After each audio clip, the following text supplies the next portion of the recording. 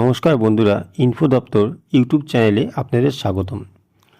বন্ধুরা, আপনারা কেমন আছেন? আশা করি সবাই ভালো আছেন। প্রথমেই বলি বন্ধুরা, অনেক দিন ধরেই ইনফো দপ্তরে ভিডিও পোস্ট না করার জন্য ক্ষমা করবেন। যাক বন্ধুরা, এবার থেকে ইনফো দপ্তর ইউটিউব চ্যানেলে আমি রেগুলার ভিডিও পোস্ট করব এবং আপনাদের সমস্যার সমাধান করব। মনে রাখবেন, ইনফো দপ্তর মানেই সঠিক পথের দিশারি। বন্ধুরা, কৃষি দপ্তরে কাজের জন্য প্রতিদিন আমাকে কৃষক ভাইদের কাছ থেকে বেশ কিছু প্রশ্নের সম্মুখীন হতে হয়। আজ তাই বন্ধুরা, এই ভিডিওতে আমি আলোচনা করব আপনাদের এই সকল প্রশ্নগুলি নিয়ে। আসুন বন্ধুরা, দেখে নিই এই ভিডিওতে আমরা কি বিষয় নিয়ে আলোচনা করব। পশ্চিমবঙ্গ সরকার দ্বারা পরিচালিত কৃষক বন্ধু প্রকল্পটি বন্ধ হয়েছে কিনা, অথবা এই প্রকল্পটি কি পিএম কিষাণ নিধি অর্থাৎ প্রধানমন্ত্রী পিএম কিষাণ নিধির সঙ্গে যুক্ত হয়েছে কিনা। এছাড়া বন্ধুরা, কৃষক বন্ধু প্রকল্পে আবার কি নতুন করে কাগজ জমা দিতে হবে কিনা, এই সকল বিষয় নিয়ে বন্ধুরা কৃষি দপ্তরে প্রতিনিয়ত লোক আসছে এই সকল প্রশ্নের উত্তর জানতে। আসুন এক এক করে দেখে নিই এই প্রশ্নগুলির সঠিক উত্তর। প্রথমে আমরা জেনে নিই পশ্চিমবঙ্গ সরকার দ্বারা পরিচালিত কৃষক বন্ধু প্রকল্পটি বন্ধ হয়েছে কিনা। এই প্রশ্নের উত্তরে আমি বলি না, কৃষক বন্ধু প্রকল্পটি এখন পর্যন্ত বন্ধ হয়নি। কারণ এই বিষয়ে কৃষি দপ্তরে এখন পর্যন্ত কোনো অর্ডার আসেনি। কৃষি দপ্তরে গত 6 জুন কৃষক বন্ধু নিয়ে একটি ইমেল এসেছে, আপনারা যেটি স্ক্রিনে দেখতে পাচ্ছেন। এখানে বলা হয়েছে বিগত আর্থিক বছরে অর্থাৎ 26-27 আর্থিক বছরে কৃষক বন্ধু প্রকল্পে কোন ব্লক কত টাকা পাবে এই বিষয় নিয়ে। এর থেকেই বোঝা যাচ্ছে কৃষক বন্ধু প্রকল্পটি এখনই বন্ধ হয়ে যায়নি। কারণ যদি প্রকল্পটি বন্ধ হয়ে যেত তবে এই মেলটি কখনোই আসতো না এবং এই টাকা, যে টাকা স্যাংশন হয় প্রত্যেক ব্লকে প্রত্যেক বছরই হয়, সেটার জন্য মেল আসতো না।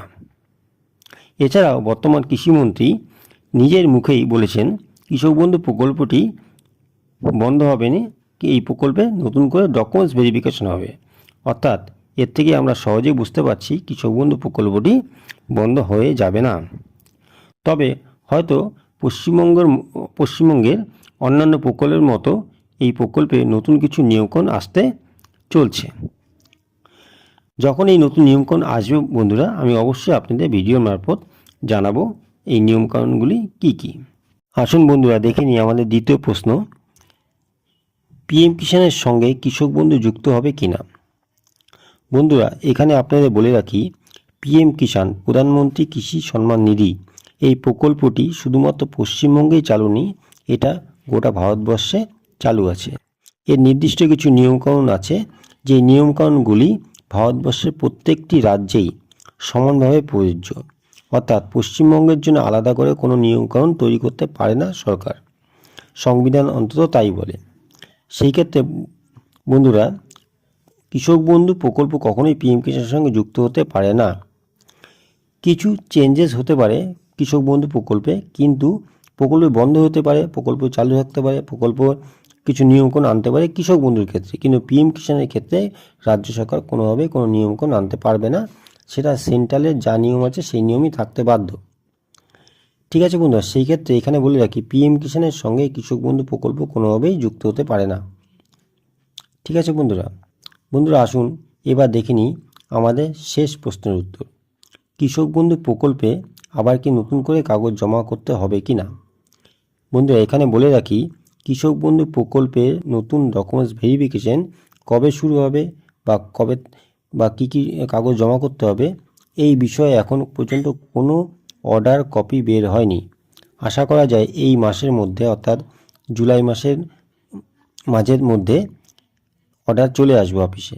সে অর্ডার আসলে পরে আমরা সবাই জানতে পারবো যে কী ডকুমেন্টস লাগবে এবং কী ডকুমেন্টস জমা করতে হবে নতুন ভেরিফিকেশনের জন্য।